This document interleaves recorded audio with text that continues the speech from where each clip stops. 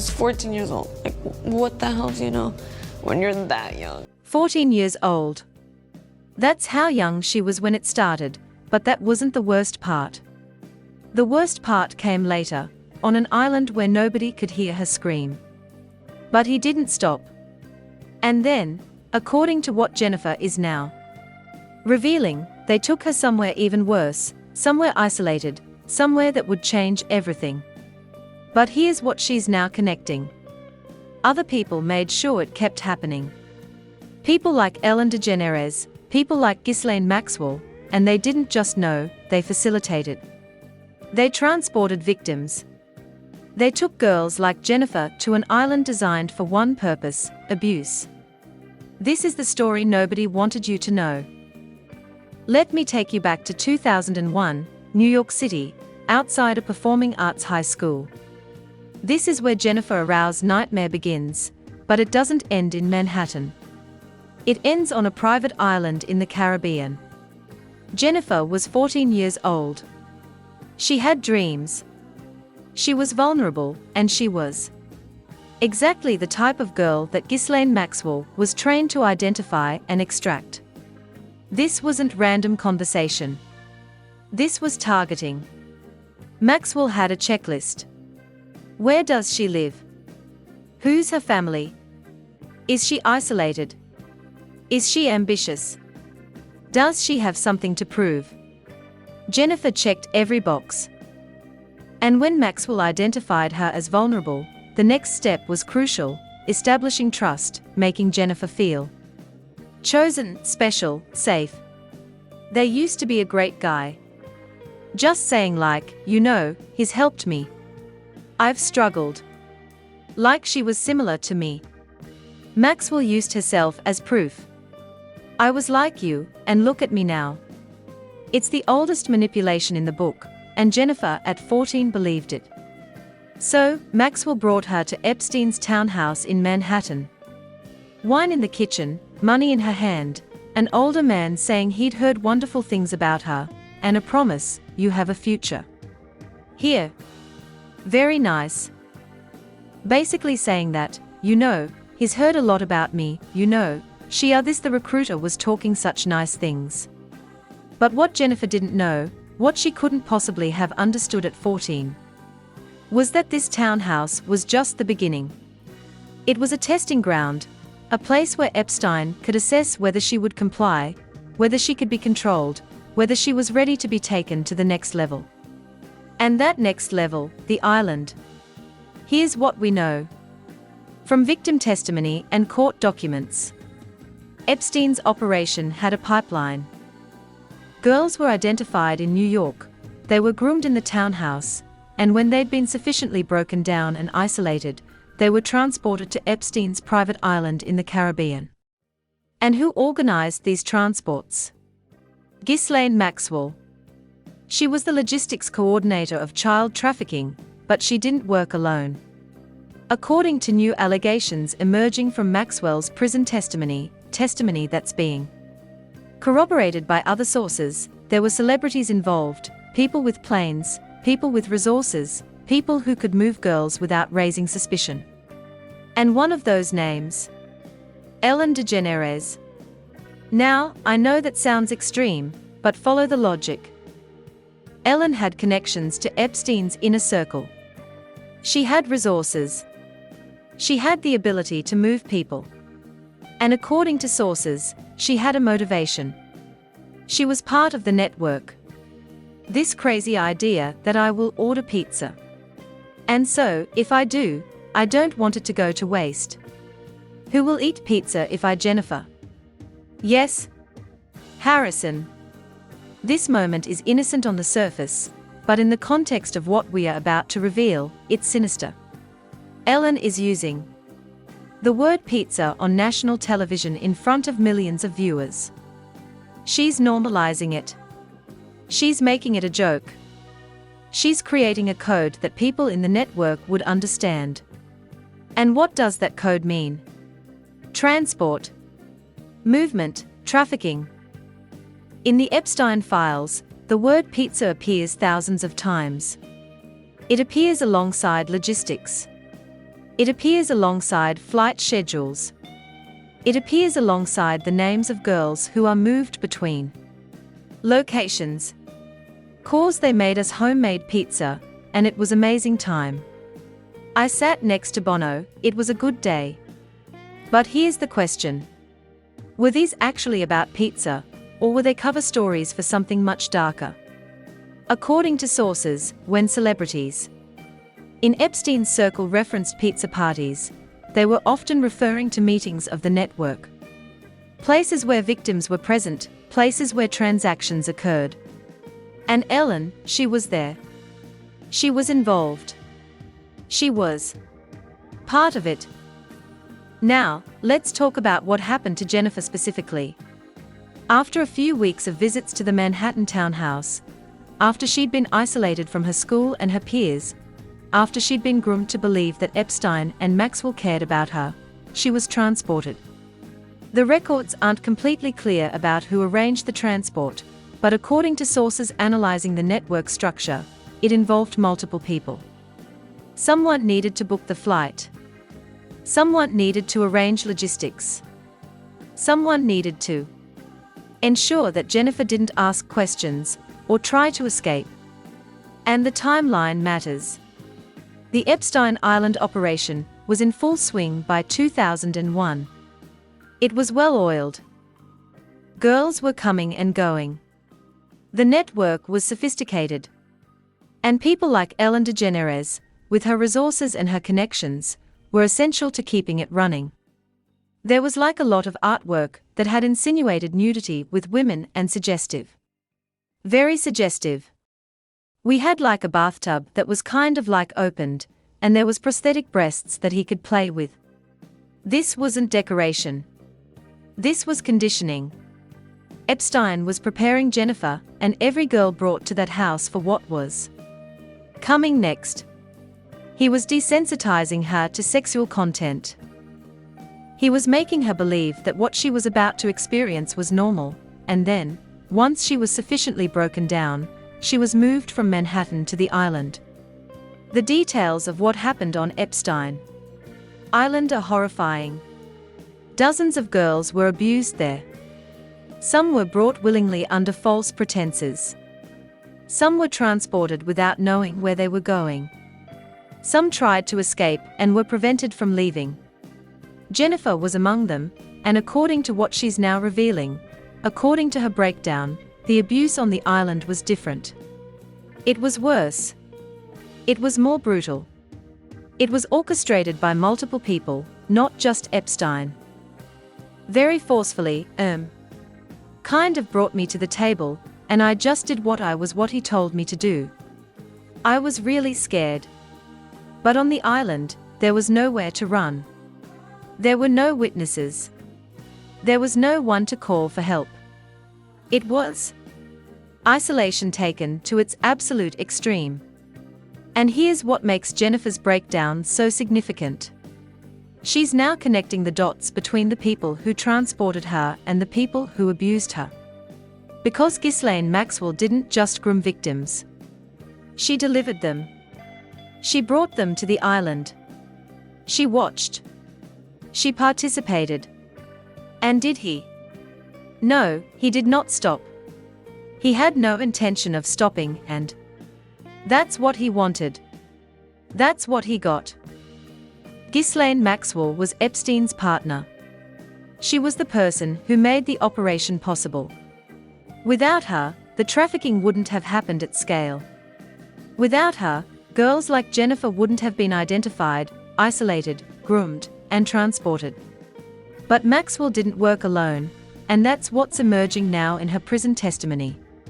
She's naming the people who helped her, the people who had resources, the people who had access to transportation, the people who had celebrity status to provide cover. And Ellen DeGeneres' name is coming up. Now, let's be specific about what the allegations are. According to sources citing Ghislaine Maxwell's prison statements, Ellen DeGeneres was more than just a social acquaintance of Epstein's circle. She was operationally involved. What does that mean? It means she had a function. It means she facilitated things. It means she used her resources to help move people. And the coded language, the pizza references, was how the network communicated. When Ellen talked about pizza parties on her show, people in the network understood what she was really saying. We've had pizza. Girl after my own heart. Heart, do we love a pizza or what? Yeah, we love a pizza. The enthusiasm here isn't about the food. It's about the code. Ellen and Jennifer Aniston are using the same language that Epstein used in his private communications, the same language that appears in the Epstein files thousands of times. They are in the network, and they are communicating it on television. But the question that Jennifer Araoz is now confronting, the question that's making her break down, is how many girls were transported while Ellen was on the air normalizing pizza parties to millions of viewers. How many victims were in the pipeline while Ellen was using her platform to maintain the code? So, what exactly happened to Jennifer on the island? The details are difficult to hear, but they are important. On Epstein Island, there were no rules. There were no witnesses. There were no escape routes. There were just predators and victims. According to what Jennifer is now revealing, she wasn't just abused by Epstein. She was abused by multiple people. And at least one of those people, or someone connected to them, had transported her there under false pretenses. Ghislaine Maxwell was present. She watched. In some cases, according to victim testimony, she participated. She facilitated the abuse. She ensured compliance. But who brought her to the island in the first place? Who arranged the logistics? Who made sure she got on the plane without questioning where she was going? When you left there, you never went back. After that day, no, I never went back. I was terrified. She left the Manhattan townhouse and never went back. But what happened between that moment and her return to New York? What happened on the island? That's the part she's breaking down about now, because Jennifer didn't just survive the townhouse abuse. She survived the island, and surviving the island means she was exposed to things that are almost impossible to articulate without being traumatized all over again. And here's what's breaking Jennifer down the most: the guilt of surviving when others didn't.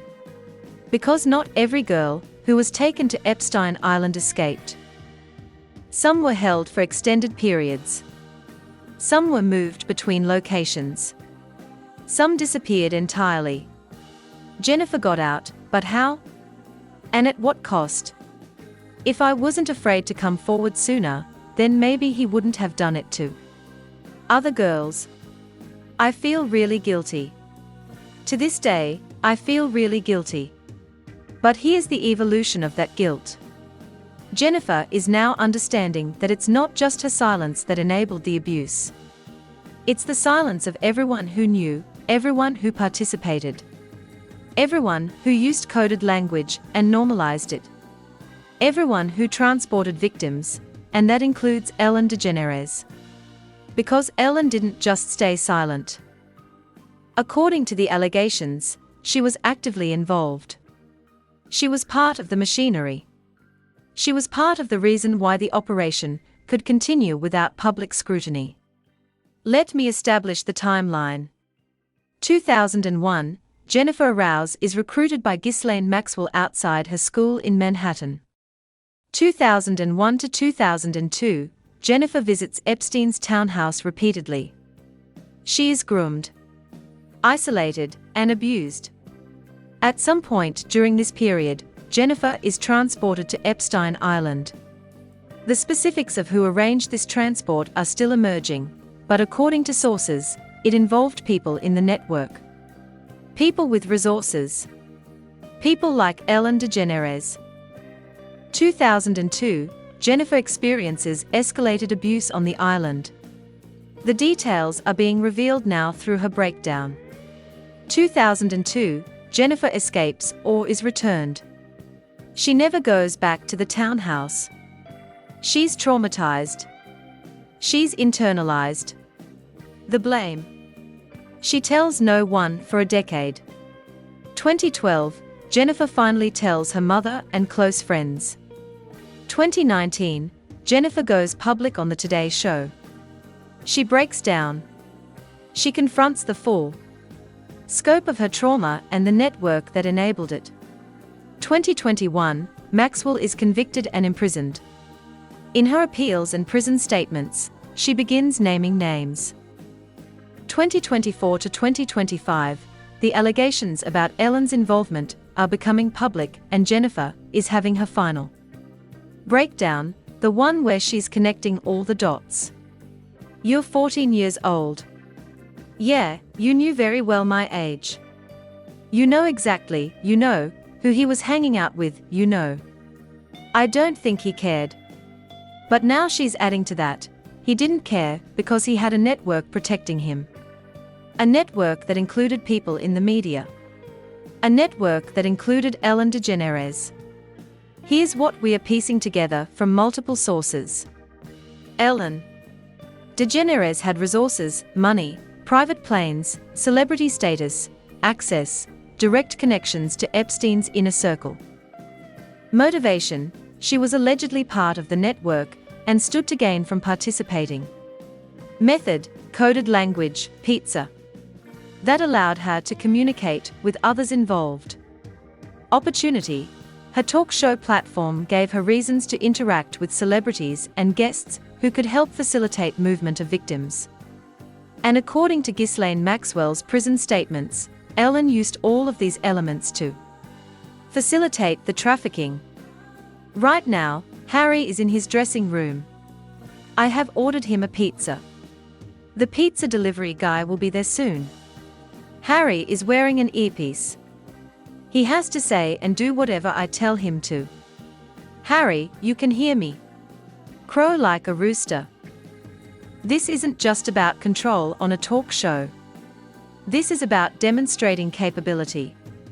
This is Ellen showing that she can make people comply. That she can control people.